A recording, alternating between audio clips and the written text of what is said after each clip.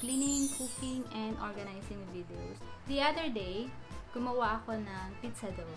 Ngayong araw, gagawa tayo ng white sauce na gagamitin natin para sa ating pizza.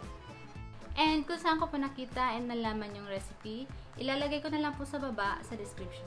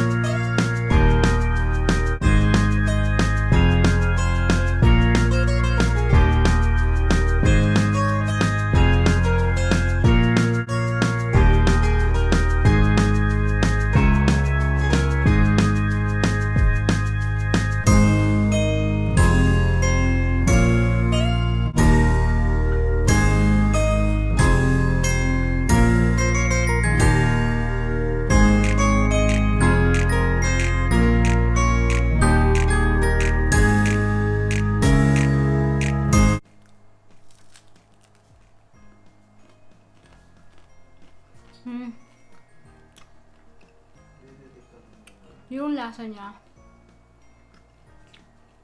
yung parmesan plus yung fresh milk and yung mozzarella na hinalo natin. Sobrang sarap.